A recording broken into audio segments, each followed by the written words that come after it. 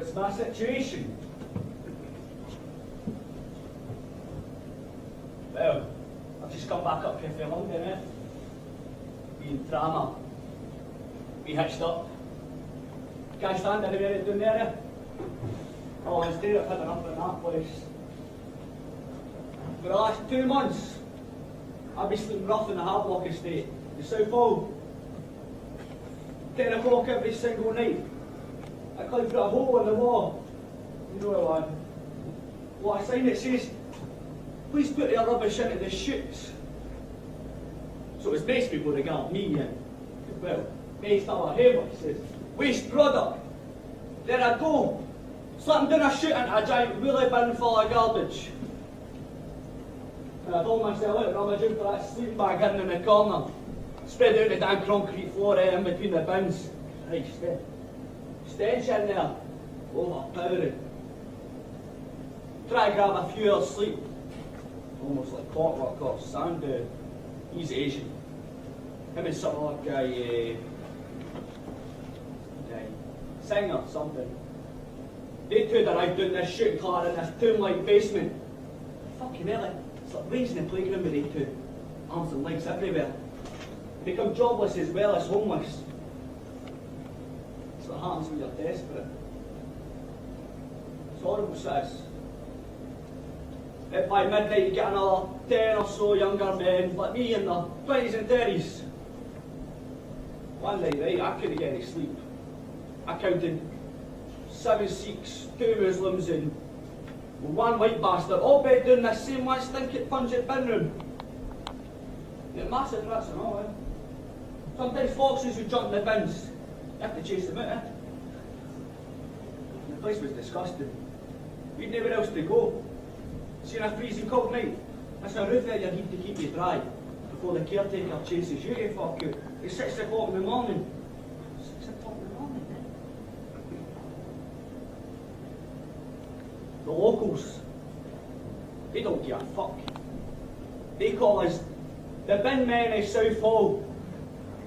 Yeah, I'm not even from Southall. Don't get it. It's mind-boggling, eh? More than 50 of them occupy half a dozen of these rat-infested bin rooms. On the sprawling Havelock estate, just a short walk for that good warrant, where they get their free meals a day. Yeah, I'd have to go to jail or join the army to get that. I'm not doing either, I'll tell you that, they fucking do. Oh, Blanche, right, eh? I try to gate crash the bridge, mate. That's the rough sleepers. They're bedding down in even their horrendous conditions. Remember them poor overpass head, you know, in the border of Southall and Enslow? Aye. Crash yourself though. How can this be still happening in 2012? I mean, I thought I was immune. You did. It's not all doom and gloom, but there's some nice folk out there. The volunteers. They're out every night to help the homeless. Some good guys there. Some of them are right. Some of them are right. You want to know how I've ended up this? No, that's not my place to say anyway. I'll tell you this, but when I've done the begging thing, we all have. There's no shame in it. Usually near the shopping centres. I mean, let's get their wallets and purses filled for the cash line ready to buy stuff. Look at that. You know what makes you think, you think that with a high rate of drug and alcohol abuse that, just giving money would begin an outlet to drink or drug up. Why no offer to buy me a meal then? What is that incorrect? What is it, 69p for a sausage roll or something? Hey. Or even a wee bit of conversation.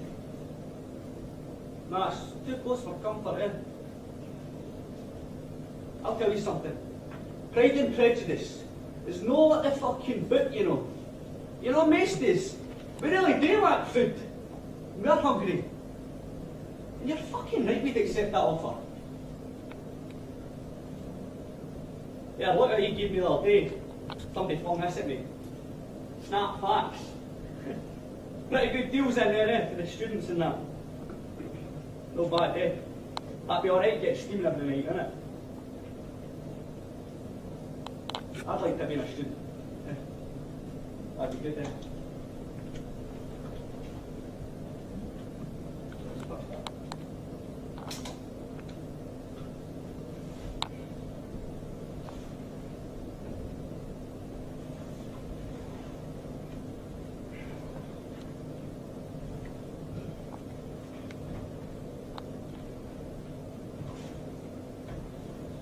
What it is that gets me?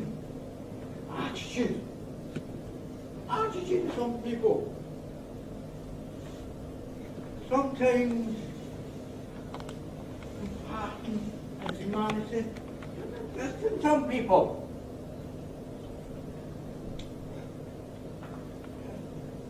Conservative MP, for example, Bardol Henson. Big fashion bastard. One month, an Indian pal of mine, Tramar and me, I'll try about him in a minute. I was bucking with him, I went into the community centre for a bit of shelter. And in there was a boxing club going on, and there was a drug program going on to combat drug use amongst teenagers. This Torah church I was telling you about, he was there, and I went up to talk to some other suit. Holland. I said, excuse me, Mr. Anthony, but I wondered if you'd be helping with the growing trend in homelessness. What would you like to do about it? Will you be bloody response? I have absolutely no sympathy for you people in that situation. It is completely self-inflicted. And I'm happy to state that publicly. And since you clearly wanted it, back up. How can you move?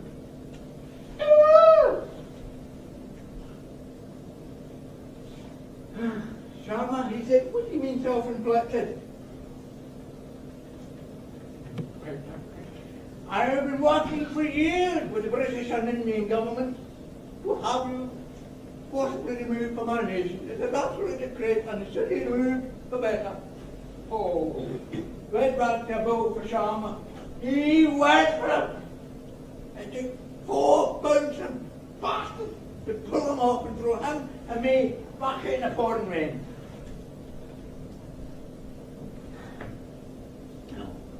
You know, Tramar, oh, he's a nice bloke. That man, he came over here from the Punjab at the age of 13 on his own. He's still permanent resident here. He wouldn't take benefits. Didn't like good English, but you know how to. Yeah. All I want is to be able to earn money for himself, pay his way. You know what? The problem with being homeless, you don't bloody wash. I don't wash for 6 weeks. Wow.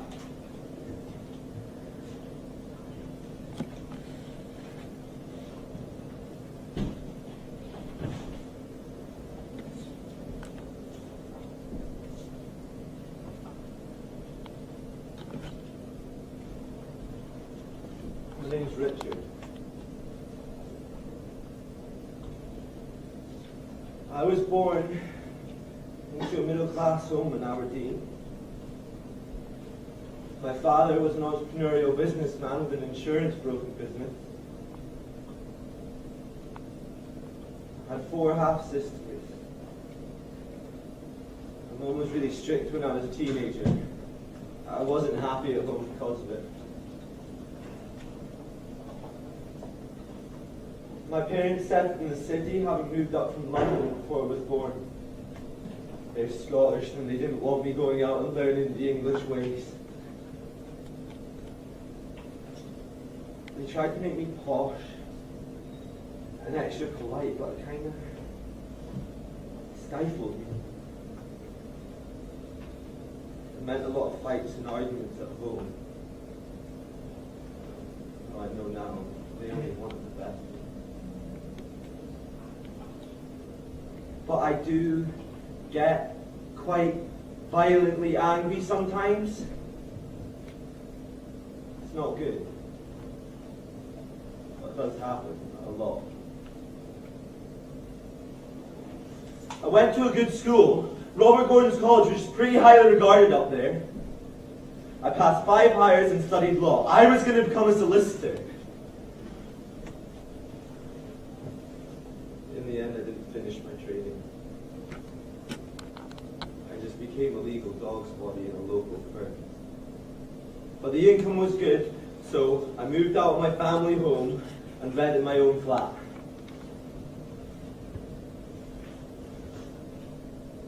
And I became I've had skin problems, psoriasis since I was 10. It flared up a few years later, and I couldn't go to work. So my hands, and my arms, and it showed up on my face too. I had problems paying the rent. Then my private landlord evicted me. I ran back to my flat from the courts and packed my bags. I only took what I could carry.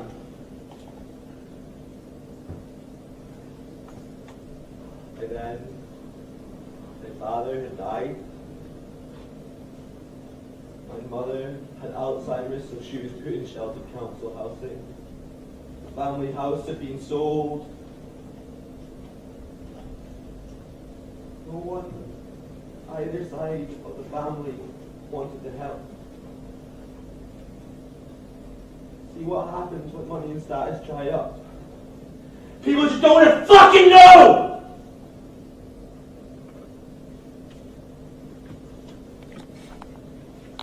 I had no one really. Apart from one pal, Harry Evans. That was it. left my suitcase with him and moved onto the street, taking my blue bag.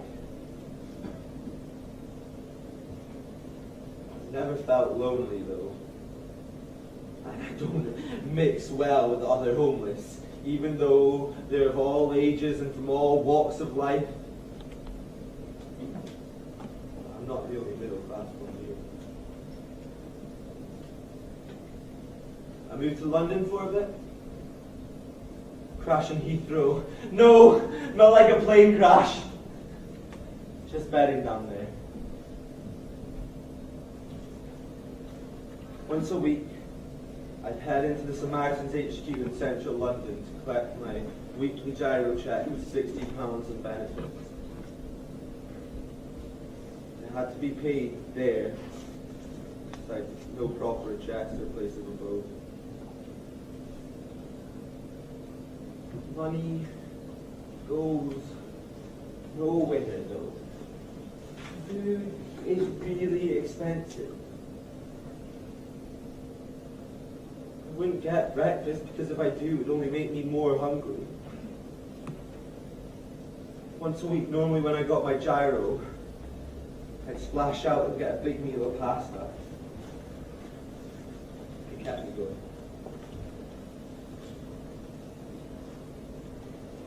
But there was a big police raid where I was, clear away all the homeless. They ran me out of there and beat me up because I kicked one of them in the balls and another smacking him in the face. There was blood everywhere, teeth and spit. It was amazing, man, really. I got home.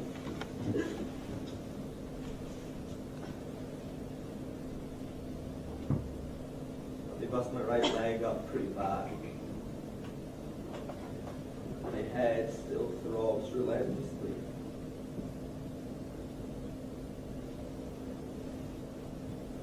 They left me on the road nearby and said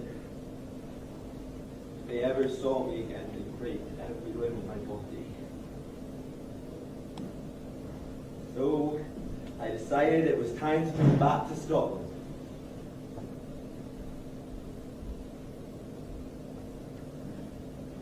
I try to make plans for the future.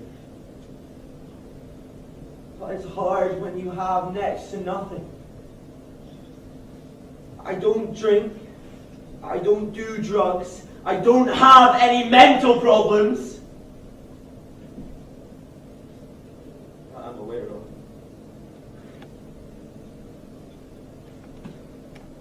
I'm not down and out yet. Not yet. Maybe one day I'll snap out of this.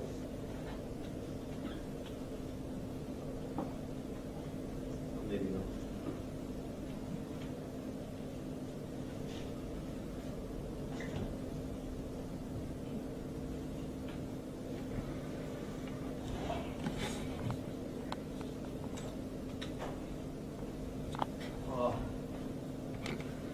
I was a really angry kid.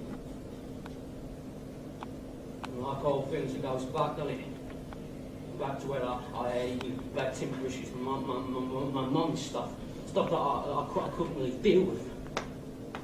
And then when she came along, my stepmother, I knew she'd just try to like take my dad away from me and stupid things like that. So yes, I rebelled, didn't I? I kicked off in school. I got into a lot of arguments. But it just come to an end where I had nothing else to do, and I had to get out of there. I just had to fucking leave. I wasn't forced to leave, but I knew deep down inside that I had to. Didn't ever feel comfortable. As well, I felt ashamed. I mean, I just went where I could, you know. I went to my friend's house in Kilburn, my mates in Greenwood, just wherever I could sleep at these friends' houses until the mums were sick and kicked me out, you know. I mean, it wasn't really homeless. It was the first stages of it, shall we say. But what you don't realise is that it's a long cycle. You don't realise what it's going to lead to. what it's going to lead you to. And let's just touch the stereotype right here and now, because my childhood was good. My dad, he worked hard, he cared for me and my sister, and you know, I can just still see him now. He can't come into the room, and give me a little dunk in the shoulder and tell me I was loved.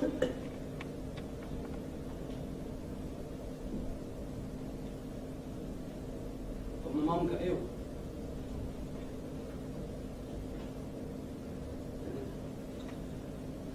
I mean, that's where it starts, you know. I miss my mum, man. I want one chance to just hold her one more time and say, Dad, I'm really sorry for everything I did.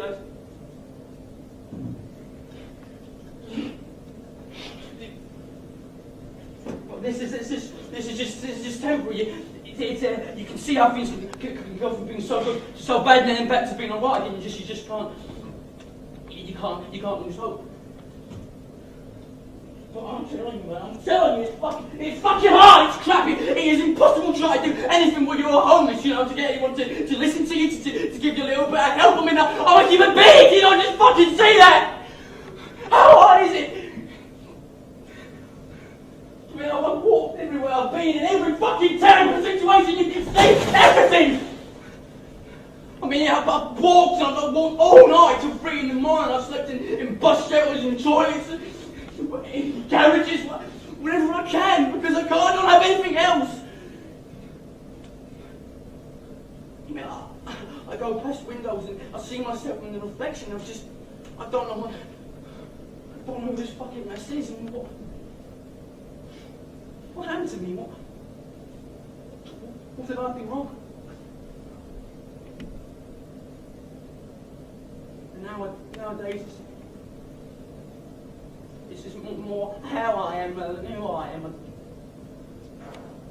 I'll tell you this, nobody, not one single person deserves this. Not one person.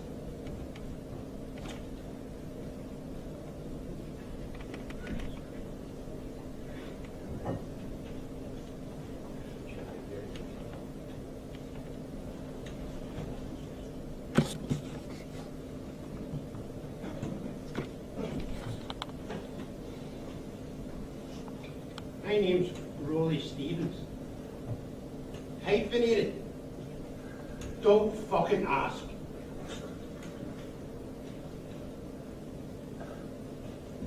I started living in my pickup truck after I was through a painful divorce. She get the house and the kids. What did I get? I get the truck.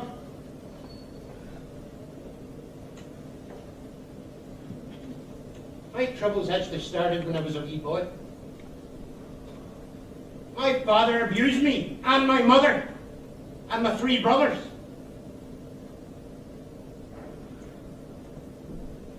Right about the age of 10, I tried to look for ways to escape from this nightmarish home life. I drank and took drugs for 23 years. Just to suppress my feelings, like, you know. And see, when that quit working, thought it was time I looked around for some help. And these days I'm an Alcoholics Anonymous coin in my pocket proclaiming 19 years sobriety. I've been quitting the drugs took quite a bit longer, I can tell you. And I'm still under possession for the possession of hash. I just kind of hoovered around the town, you know. Life can be pretty grim in the streets. See this Mars bar? I got that in my early days, over at the Calton, down near the Barras. 2 of my so-called mates said right about me. You want to know what for? Just because I failed to pass the joint along fast enough. Sure, I managed to hold me on all right, but not before the other one slashed my arse with a Stanley knife as I was legging it. I'm not a violent man, you know, but their cards were well marked. I can tell you. The thing is, you have to toughen up fast out there. You could sink like a stone. I had to cultivate a healthy attitude of TNC. Trust no cunt.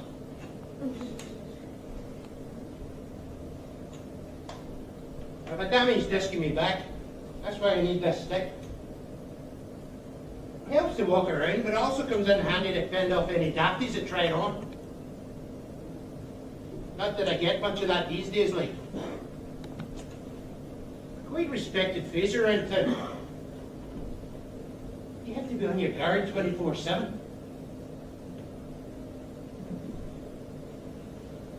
The only possessions I have is a bag,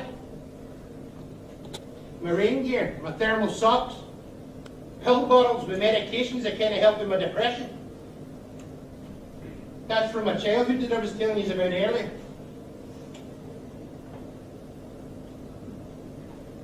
See, when it's a really, really cold night, I try and get huddled up beside a restaurant or bakery's outside radiator, up a lane. Jesus, it'd cut you to the bone some nights out there.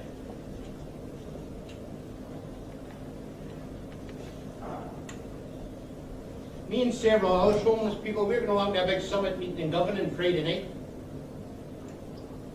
They're really great there, like. They don't talk pish. They talk normal, like. In order to help attendees understand the challenges of life in the streets. Me and Darren Bales, we actually spoke out loud the last time we were there. Bit of an achievement for us. Bales, he's a common sight to folk around the town.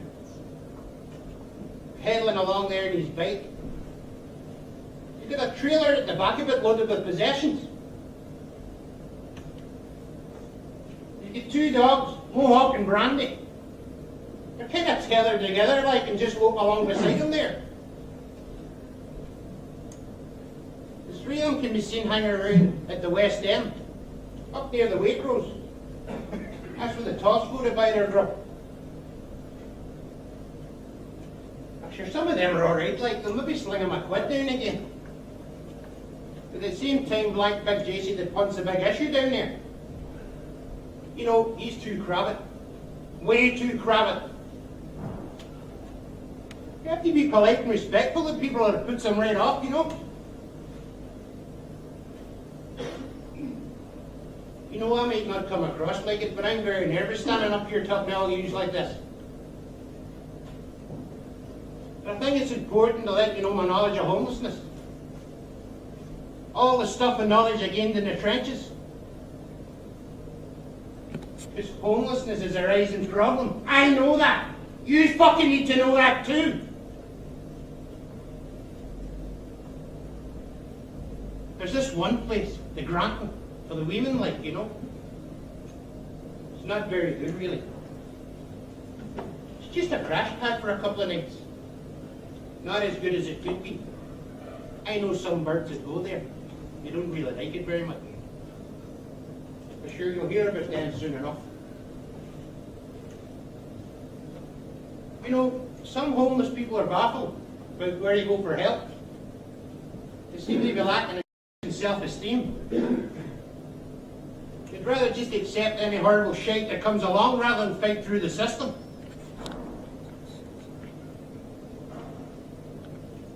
You know, you can lose your focus. You have to keep your focus, you know, because you can feel like an outcast. What's it like to feel like an outcast? Well, listen, for any of you sitting there in the night thinking, no way, not me. Well, God help you if it happens. I didn't start out to be like this, you know. I envisaged a nice wee cottage with a white picket fence, a lovely wife and my kids playing happily in the garden, and I ended up like this. Jesus, I'm getting all emotional now. Why, Wednesday, son. Come on, you have to tell them your story, son. Come on. Come on. Me? I've endured so many setbacks and heart-sinking circumstances. So many fucking letdowns, broken promises, discrimination and harsh-bitter judgments. I've been belittled, put down and made to feel less than this. It's so hard to struggle like that to ward off despair. Sometimes I don't know why, but I still try to cling to my faltering belief in God. It's strange that, do you know what I think? People like us just long for opportunities, something we can cling to. Something that'll give us a spark of life or hope. I get no immediate hope of changing my circumstances. See a lot of my mates in the street, a lot of them are mentally ill. They've lost direction and self-respect, but they're trapped. It's easy to get locked inside your head out here. I walk along inside an amusement arcade, mainly for the heat sometimes, if I can sneak past the guy in the cash box. Well, let's face it, this isn't the look of a flushed recreational gambler. But in there, I see long columns of slot machines, all twinkling and blinking and beckoning with their tinny carnival tunes. But it's only a haunting memory remains for me. When I was once a fun seeker who flocked to Blackpool before that fucking recession swept in and devastated my home, my values, my savings, my job, my wages, my bank account, my future, my dreams. My wife. Look at me. I'm only 24 and I have a dully in my arthritic joints already. It's warning me the fucking wear and tear that's in me even now. More endless nights in Glasgow's harsh winter wind and frigid biting cold. And that's a prospect only 2 years ago I had no idea would reduce me to this. One morning I woke up, it was about 7:30, and I was just looking out onto the mist that River Clyde. This guy comes over me, he offers me some of his coffee for a Starbucks cup. He was tall, had a beard, no coat. It was too cold to be without a jacket. Straight away I knew he was homeless. But he walks out at the railings, and he has a pee. When he's finished, he came back over to me, and he brings out this empty orange bottle. See this? This is the last thing my girlfriend drank me before she jumped in there. And then he pointed out the river. It took her with me and never gave her back. So I piss in it every day to remind her she's not coming back to my arms yet. He then wandered off. He tripped up and fell. Take up and fisted a rebuke at the concrete. And then he just staggered off into the distance. And I said a quick prayer for him, asking God why you not helping him, or any of us. What really gets me down though, is some people's lack of compassion. It is bad, it is really troubling. But the anger level of some people is even more disconcerting. Now I suspect that the anger level that some people have for the homeless is fueled by their own fears that they're maybe one wage packet or two away from becoming homeless themselves. You see, if someone with a decent life would just say, hello. Hi. That would be fantastic. See, we care. We can feel.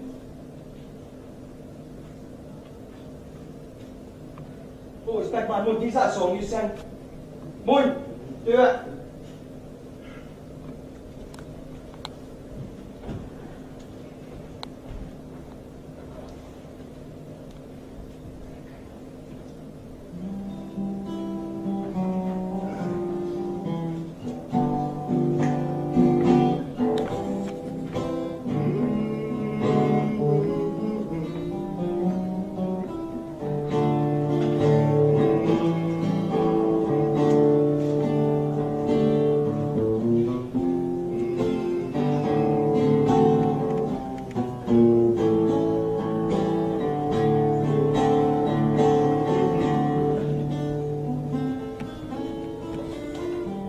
Once I lived the life of a millionaire.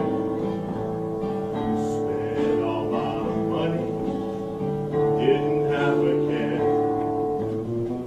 Took all my friends out for a good time. Bought bootleg whiskey, champagne and wine. Then I began to fall so low.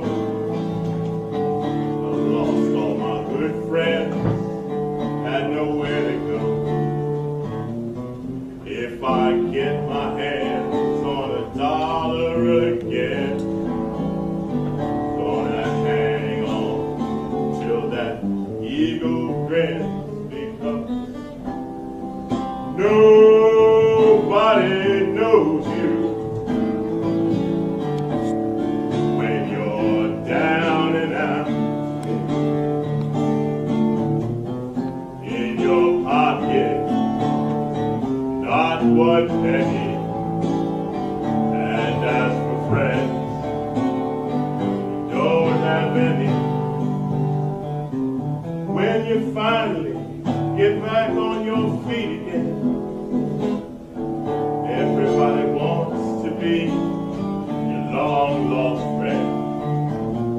Said it's mighty strange, without any doubt. Nobody knows you when you're down and out.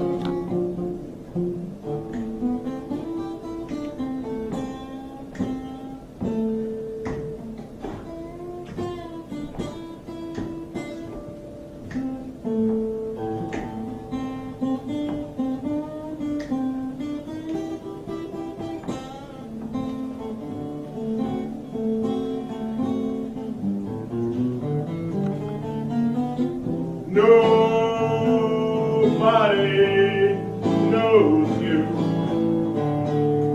when you're down and out. In your pocket, not one penny. And as for friends, you don't have any. When you're finally back on your feet again, everybody wants to be your long lost friend. Said it's mighty strange, without any doubt. Nobody knows you. Nobody knows you. Nobody wants you when you're down.